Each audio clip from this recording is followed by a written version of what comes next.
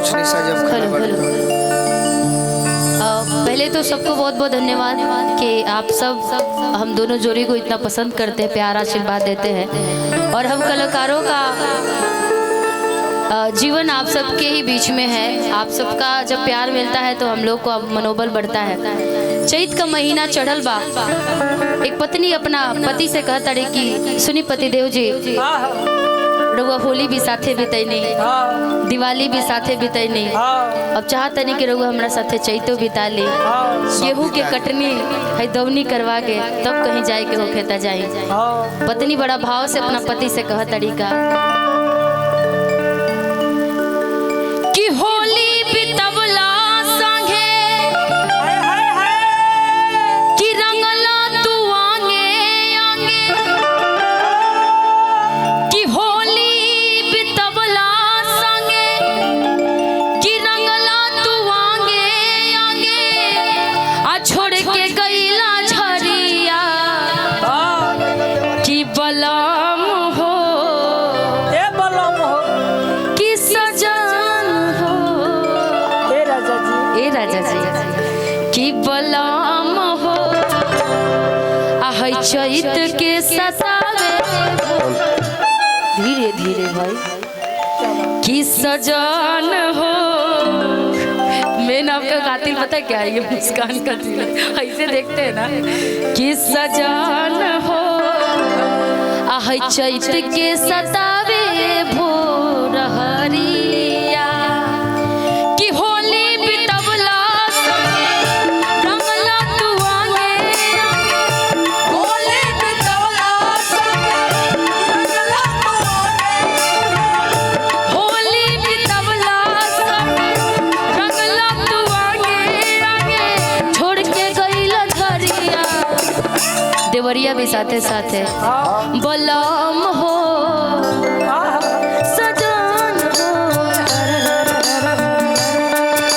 बलम हो, चैत के सतावे भोर हरिया, सजन हो, चैत के सतावे भोर हरिया।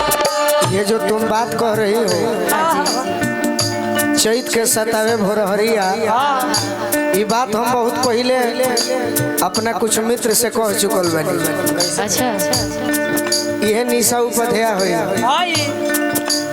गरमी के दिन में सोते न देली दोपहरिया में, गरमी के दिन में सोते न देली दोपहरिया में, अरे निशा बेड पर बोला भोर हरिया, निशा बेड पर बोला भोर हरिया, निशा बेड पर बोला भोर हरिया।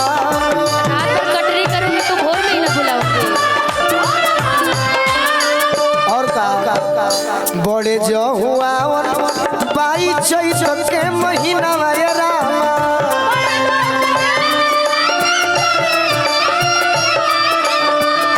जड़ा गर्मी दोनों लागे दोरो सोहला दिना रे रामा,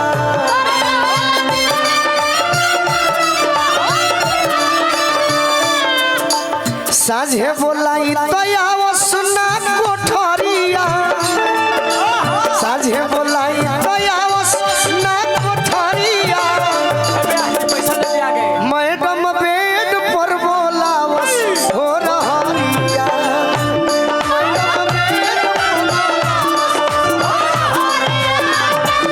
ए बलम हो, चैत के सतावे भोर हरिया,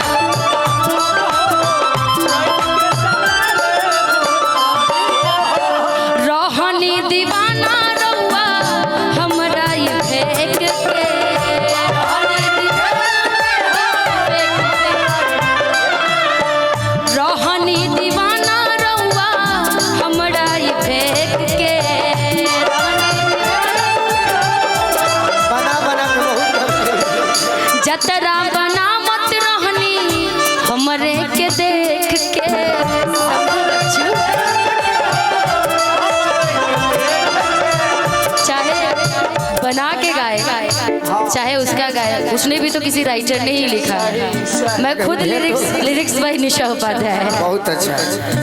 रोहनी दीवाना रहुआ हमरा ई फेंक के,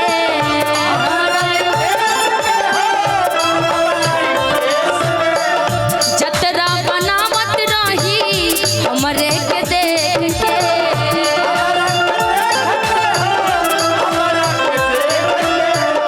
होली बितवला संगे रंगला तू आंगे,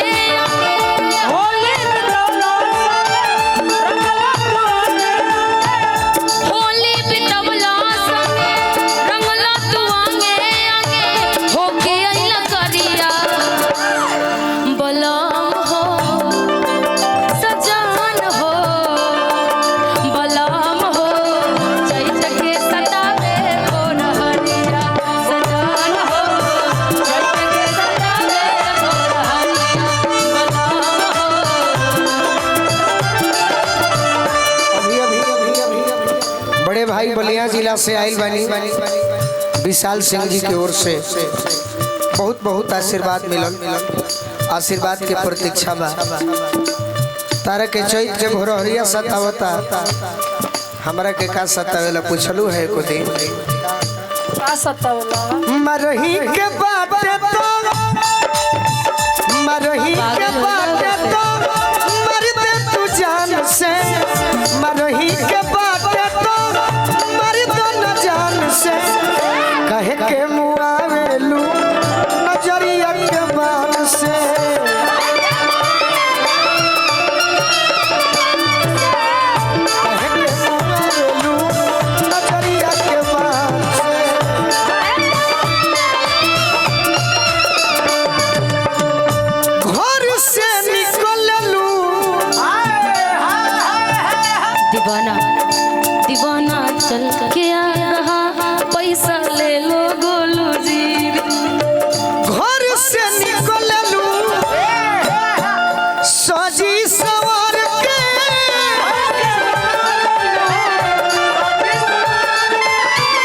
राम जी बनवले बाड़े सचहू सवार के,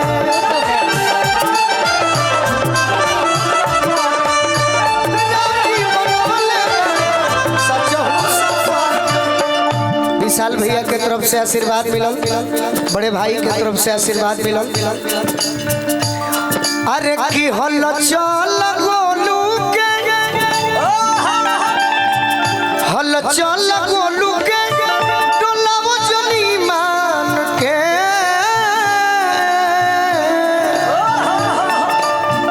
कहे के मुआवेलू नजरिया के बान से,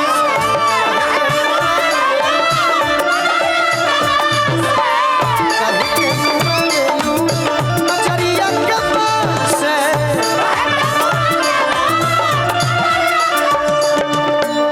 ना कोनो हाट ना बजरिया से हो, ना कोनो हाट ना बजरिया से हो, उमरिया के रोग हो नजरिया से हो, उमरिया के रोग हो नजरिया से होला। कहाँ कोनो जात पात पूछे लगी यारा,